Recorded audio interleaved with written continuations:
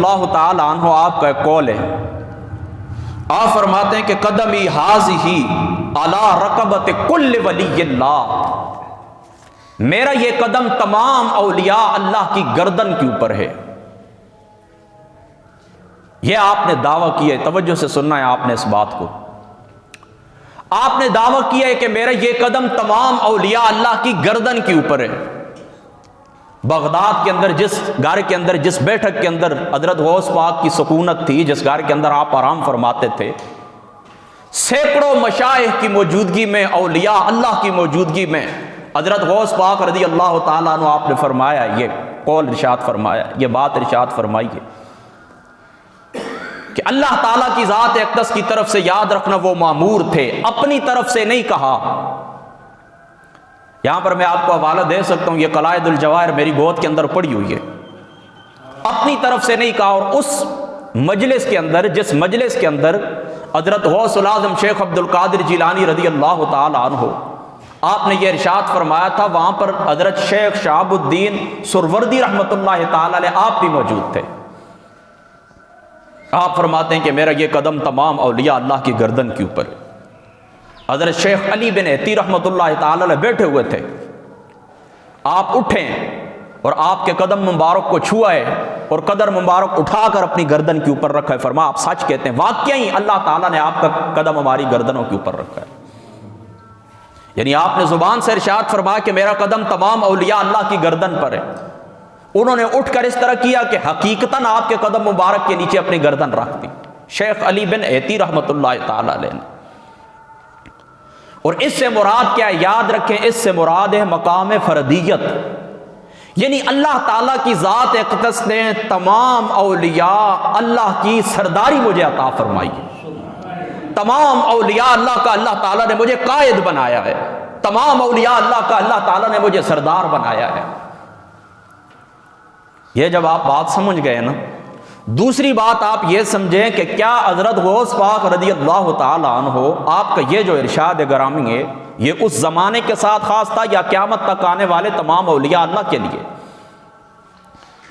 بعض علماء نے لکھا ہے کہ یہ اپنے جو زمانے کے لوگ تھے ان کے اوپر تھا، یعنی میرے زمانے کے اندر جتنے بھی اللہ تعالیٰ کے ولی ہیں ان کا اللہ تعالیٰ نے مجھے سردار بنایا۔ بعض علماء نے یہ لکھا ہے، لیکن میری اپنی تحقیق، ذاتی تحقیق یہ ہے کہ نہیں، قیامت تک آنے والے جتنے بھی اولیاء اللہ ہیں سب کے سردار حضرت سیدنا غوث پاک رضی اللہ تعالیٰ۔ سبحان اللہ۔ کیونکہ آپ کے ذہن کے اندر یہ سوال آ سکتا ہے نا، آپ یہ کہہ سکتے ہیں کہ انبیاء کے علاوہ ہر نیک بندے کو ولی کہتے ہیں، یعنی صحابہ پاک بھی اولیاء اللہ ہیں، تابعین بھی اولیاء اللہ ہیں، اتباع و تابعین بھی اولیاء اللہ ہیں، یہ سارے اولیاء اللہ ہیں، تو کس طرح ان سے افضل ہو سکتے ہیں؟ تو یاد رکھیں، اصطلاح کے اندر اولیاء اللہ سے مراد یہی گروہ ہے جو صالحین کا گروہ ہے۔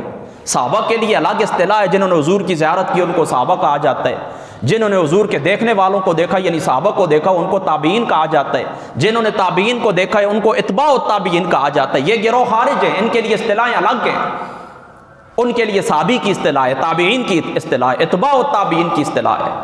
لیکن اس کے بعد جو اولیاء اللہ ہیں، یعنی حضرت غوث پاک رضی اللہ تعالیٰ عنہ سے پہلے یا بعد میں قیامت کی صبح تک جو بھی آئیں گے، وہ حضرت غوث پاک رضی اللہ تعالیٰ عنہ قطبیت کبریٰ کے اوپر بیٹھیں گے، ان کے سردار ہیں، ان کے امام ہیں، ان کے قائد ہیں۔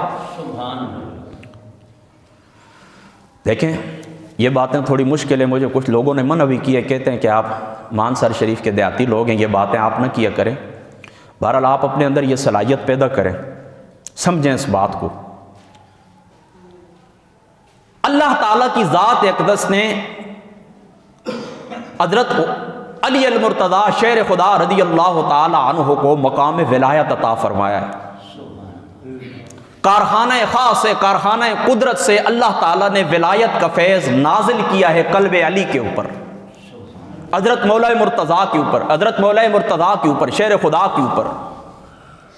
توجہ رکھنی ہے آپ نے۔ پھر ان سے یہ سلسلہ آگے چلا ان کے بیٹوں کی طرف، یعنی پھر علی سے یہ فیض ملا ہے حضرت سیدنا امام حسن کو، امام حسن سے ملا ہے پھر امام حسین کو، امام حسین سے ملا امام زین العابدین کو، ان سے ملا امام باقر کو، ان سے ملا امام جعفر صادق سے، ان کو ملا امام موسیٰ کاظم، موسیٰ کاظم سے کے آگے پھر بیٹے امام علی رضا، امام علی رضا سے آگے پھر امام علی تقی، امام علی نقی، امام حسن عسکری۔ امام یہ اس طرح فیض چلتا رہا حضور کے گھرانے کے اندر۔ امام حسن عسکری کے بعد اللہ تعالیٰ کی ذات اقدس نے قطبیت کبریٰ کے اوپر فائز کیا ہے حضرت سیدنا شیخ عبد القادر جیلانی رضی اللہ تعالیٰ عنہ۔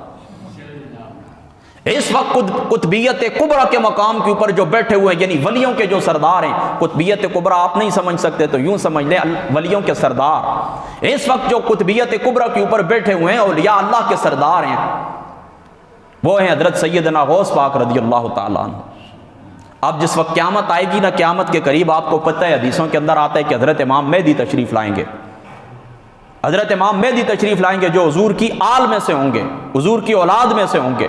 محمد ان کا نام ہوگا، ان کے ابو کا نام عبداللہ ہوگا، ان کی امی کا نام آمنہ ہوگا، وہ حضور کی آل میں سے۔ وہ جس وقت تشریف لائیں گے تو حضرت غوث پاک رضی اللہ تعالی عنہ آپ اس رتبے سے نیچے آئیں گے اور حضرت امام مہدی کو اللہ تعالیٰ قطبیت کبریٰ کا مقام عطا فرما دیں گے۔ یہ ساری بات اتنی لمبی میں نے اس لیے کی ہے کہ یہ آپ ذہن کے اندر بٹھا لیں کہ حضرت غوث پاک رضی اللہ تعالی عنہ آپ سے پہلے کا زمانہ ہو یا آپ سے بعد کا زمانہ ہو، تمام اولیاء اللہ کی سرداری اللہ تعالیٰ نے شیخ عبد القادر جیلانی کو عطا فرمائی۔ اس لیے آپ کا یہ قول پھر آپ ذہن کے اندر رکھیں، قدمی حاذہ علی رقبۃ کل ولی اللہ، میرا یہ جو قدم ہے تمام اولیاء اللہ کی گردن کے اوپر ہے۔ اب جس وقت آپ یہ بات سمجھ گئے، اب آئیں آپ کی سیرت پاک کی طرف آتے ہیں کہ آپ کی سیرت اللہ تعالیٰ کی ذات اقدس نے آپ کو کیسی سیرت عطا فرمائی تھی۔ دوستو یہ بات یاد رکھیں کہ حضرت غوث پاک رضی اللہ تعالیٰ عنہ آپ کی سیرت یہ تھی کہ آپ کا سکوت زیادہ تھا اور آپ کا کلام تھوڑا تھا، یعنی آپ گفتگو کم فرماتے تھے اور سکوت خاموش زیادہ رہتے تھے۔ اس بات کو آپ ذہن کے اندر رکھیں، گفتگو تھوڑی فرماتے تھے اور خاموش زیادہ رہتے تھے، یہ آپ کی سیرت پاک ہے۔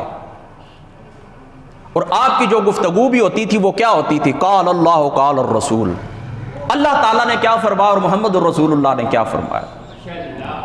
اور آپ اس طرح کہ یہ بھی بات یاد رکھیں کہ آپ نے اپنی مرضی سے خطبہ صدارت آپ نے نہیں دیا، اپنی مرضی سے واعظ و نصیحت کی نشست کے اوپر آپ نہیں بیٹھے۔ محمد مصطفیٰ صلی اللہ تعالیٰ علیہ وآلہ وسلم آپ کے نانا جان کی طرف سے آپ کو حکم ہوا تھا، اس کے بعد آپ منبر رسول کے اوپر بیٹھے۔